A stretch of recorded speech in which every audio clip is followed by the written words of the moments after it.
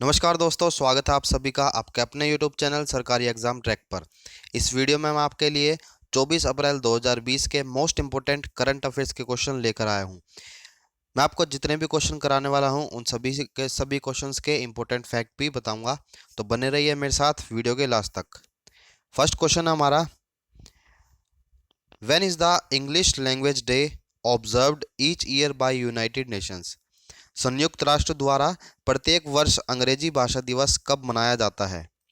तो friends, correct answer है इसका ऑप्शन नंबर फोर्थ, 23 अप्रैल। ठीक है, 23 अप्रैल को अंग्रेजी भाषा दिवस मनाया जाता है। इसको मनाता कौन है? यूनाइटेड नेशन, संयुक्त राष्ट्र। ठीक है, जिसे लोग प्रत्येक वर्ष 23 अप्रैल को मनाते हैं। इस दिन का उद्देश्य क्या है? लोगों को भाषा से जुड़े इतिहास, संस्कृति और उसकी उपलब्धियों के बारे में सूचित करना है। ठीक है, अब फ्रेंड्स यहाँ पे नाम आया है यूनाइटेड नेशंस का। यूनाइटेड नेशन, संयुक्त राष्ट्र जो है वो उसका हेडक्वार्टर कहाँ पर है? न्यूयॉर्क में। कहाँ पे? न्यूयॉर्क सिटी में है। यूनाइटेड नेशन की स्थापना 1945 में हुई थी। कब हुई थी? 1945 में हुई थी। और 23 अप्रैल को संयुक्त यूनाइटेड नेशन के द्वारा इंग्लिश लैंग्वेज डे मनाया जाता है। अब फ्रेंड्स, 22 अप्रैल को कौन सा दिन मनाया जाता है? 22 अप्रैल को अर्थ डे। ठीक है, कौन सा दिन? अर्थ डे। 21 अप्रैल को सिविल सर्विस डे मनाया जाता है। ठीक है, आगे बढ़ते हैं। तो फ्रेंड्स, आगे बढ़ने से पहले यदि आप लोगों ने मेरा चैनल सब्सक्राइब नहीं किया है तो एक बार चैनल को सब्सक्राइब जरूर कर लें। बेल आइकन को भी दबा लेना, क्योंकि इसी तरीके से मैं आप लोगों के लिए डेली मॉर्निंग में 6 AM पे करंट अफेयर्स के क्वेश्चन लाता रहूँगा। यदि आप लोग मेरी वीडियो की PDF फाइल लेना चाहते हैं तो मेरे टेलीग्राम अकाउंट से ले सकते हैं, लिंक मैंने डिस्क्रिप्शन में दे दिया है। नेक्स्ट क्वेश्चन हमारा, अप्रैल 2020 में great place to work institute द्वारा निम्नलिखित में से किसे ग्रेट प्लेस टू वर्क के रूप में मान्यता मिली है? तो इस क्वेश्चन का जो करेक्ट आंसर है वो क्या है? Barco India. ठीक है, great place to work institute द्वारा बारको इंडिया को ग्रेट प्लेस टू वर्क के रूप में मान्यता दी गई है। इसने ट्रस्ट इंडेक्स पर एक उच्च स्कोर प्राप्त किया है, जो कंपनी के बल के प्रमुख क्षेत्र के रूप में लोगों पर ध्यान केंद्रित करता है। नेक्स्ट क्वेश्चन करते हैं, अप्रैल 2020 में अबू धाबी के शाही परिवार के एक सदस्य द्वारा समर्थित एक निवेश फर्म डैश में $1 बिलियन से अधिक की हिस्सेदारी खरीदने के लिए सहमति हुई है। तो इस क्वेश्चन का जो करेक्ट आंसर है वो है ऑप्शन नंबर 3। ठीक है, लुलु ग्रुप इंटरनेशनल किससे हिस्सेदारी की है? लुलु ग्रुप इंटरनेशनल। ठीक है, अबू धाबी के शाही परिवार के एक सदस्य द्वारा लुलु ग्रुप इंटरनेशनल में 1 बिलियन से अधिक की हिस्सेदारी खरीदने के लिए सहमति हुई है। नेक्स्ट क्वेश्चन करते हैं, अप्रैल 2020 में मादक पदार्थों और अपराध पर संयुक्त राष्ट्र कार्यालय ने किस देश के छात्रों और शिक्षकों के साथ ऑनलाइन संवादों की लॉकडाउन लर्नर्स श्रृंखला शुरू की है? क्या शुरू की है? Series of online dialogues with students and educators. ठीक है, तो करेक्ट आंसर है इसका इंडिया। इंडिया के साथ में संयुक्त राष्ट्र कार्यालय, United Nations office on drugs and crimes ने उनको एक सीरीज स्टार्ट करी है, series of online dialogues with students and educators. ठीक है, तो फ्रेंड्स, अब यहाँ पे नाम आया इंडिया का। इंडिया की कैपिटल क्या है? न्यू दिल्ली। इंडिया की कैपिटल है दिल्ली। और यहाँ पे जो प्राइम मिनिस्टर हैं प्रेजेंट में, उनका नाम है नरेंद्र मोदी। प्रेसिडेंट कौन है इंडिया के? रामनाथ कोविंद। कौन है? रामनाथ कोविंद। नेक्स्ट क्वेश्चन करते हैं, निम्न में से किसने पार परागण द्वारा एंथोरियम उच्च बाजार मूल्य वाला एक फूल की 10 किस्में विकसित की हैं? Who among the following has developed 10 varieties of anthurium, a flower with high market value by cross pollination? तो करेक्ट आंसर है इसका डी वासनी बाई। ठीक है, डी वासनी बाई ने पार परागण द्वारा एंथोरियम उच्च बाजार मूल्य वाला एक फूल की 10 किस्में विकसित की हैं। एंथोरियम रंगों की एक विस्तृत श्रृंखला में उपलब्ध सुंदर खिलने वाला पौधा है, एक विशाल समूह है। एंथूरियम दुनिया में सबसे अच्छे घरेलू फूलों के पौधे में से एक है। ये आसपास की हवा को भी शुद्ध करता है और हानिकारक हवाएं को निकालते हैं। नेक्स्ट क्वेश्चन है, नासा द्वारा प्रकाशित उपग्रह आंकड़ों के अनुसार उत्तरी भारत में वायु प्रदूषण 2020 के इस समय में डैश वर्ष के निचले स्तर पर गिर गया है। अभी जो हाल ही में लॉकडाउन जो चल रहा है उसको देखते हुए, ठीक है, जो भारत को जो पॉल्यूशन है वो पिछले 20 सालों को देखे अगर, तो उसके जो आंकड़े हैं वो 20 सालों से निचले स्तर पर है। ठीक है, पॉल्यूशन बहुत ही ज़्यादा कम हो गया है। नेक्स्ट क्वेश्चन करते हैं, निम्न में से किस देश के कानून निर्माताओं ने औषधियों और औद्योगिक उपयोग के लिए भांग की खेती को वैध बनाने वाले कानून को मंजूरी दी है? ठीक है, भांग की खेती को वैध बनाने के लिए मंजूरी कौन से देश ने दी है? करेक्ट आंसर है इसका ऑप्शन नंबर 3, लेबनान। लेबनान एक देश है। ठीक है, ये देश कहाँ पर है? वेस्टर्न एशिया में सीरिया का पड़ोसी देश है। लेबनान जो है वो सीरिया का पड़ोसी देश है जो कि वेस्टर्न एशिया में है। ठीक है, और इसी ने ही भांग की खेती को वैध बनाने के लिए कानून की को मंजूरी दी है। ठीक है फ्रेंड्स, यहाँ पे नाम आया है लेबनान का। लेबनान की कैपिटल क्या है? BEIRUT, बैरियट। ठीक है, करेंसी कौन सी चलती है? लेबनीज पाउंड चलती है। ठीक है, करेंसी क्या है लेबनान की? Lebanese pound. और ये जो देश है वो सीरिया का पड़ोसी देश है। नेक्स्ट क्वेश्चन करते हैं, अप्रैल 2020 में अंतर्राष्ट्रीय मोटरसाइकिल निर्माता संघ IMMA, international motorcycle manufacturers association के अध्यक्ष के रूप में किसे नियुक्त किया गया है? ठीक है, तो करेक्ट आंसर है इसका राकेश शर्मा। ठीक है, राकेश शर्मा को ही इंटरनेशनल मोटरसाइकिल मैन्युफैक्चरर्स एसोसिएशन का प्रेसिडेंट बनाया गया है। ये पहले जो थे वाइस प्रेसिडेंट थे इस संघ के। नेक्स्ट क्वेश्चन करते हैं, which of the following will launch Israel's first fully digital bank? निम्नलिखित में से कौन इजराइल का पहला पूरी तरह से डिजिटल बैंक लॉन्च करेगा? तो करेक्ट आंसर है दोस्तों इसका option number 2, Tata consultancy services, TCS। ठीक है, कौन करेगा? TCS जो है वो इजराइल का पहला फुली डिजिटल बैंक को लॉन्च करेगा। अब यहाँ पे नाम आया है TCS का। TCS की स्थापना कब हुई थी? 1968 में हुई थी। किसके द्वारा? इसके जो फाउंडर थे वो कौन थे? टाटा सन्स। ठीक है, हेडक्वार्टर जो है वो TCS का कहाँ पे है? मुंबई में। और वर्तमान में TCS के जो चेयरमैन है उनका नाम है नटराजन चंद्रशेखरन। क्या है? नटराजन चंद्रशेखरन। और MD और CEO हैं TCS के राजेश गोपीनाथन। ठीक है, नेक्स्ट क्वेश्चन करते हैं, निम्नलिखित में से किस राज्य या केंद्र शासित प्रदेश ने सर्व द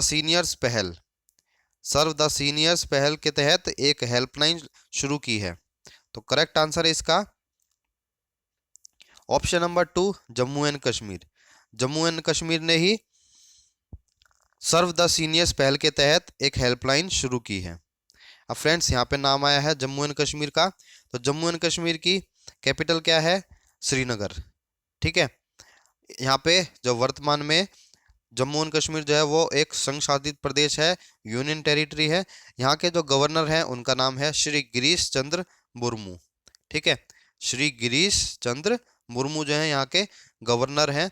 और जम्मू एंड कश्मीर की जो राजधानी है वो क्या है? श्रीनगर।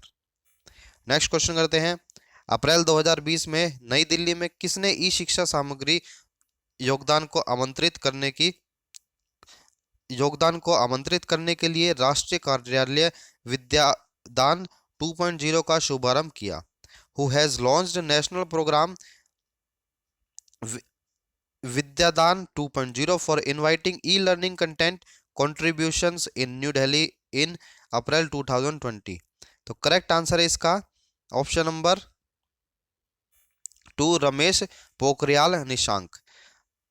रमेश पोखरियाल निशंक ने ही ई लर्निंग कंटेंट को जो है वो शुभारंभ किया है, लॉन्च किया है नेशनल प्रोग्राम विद्यादान को।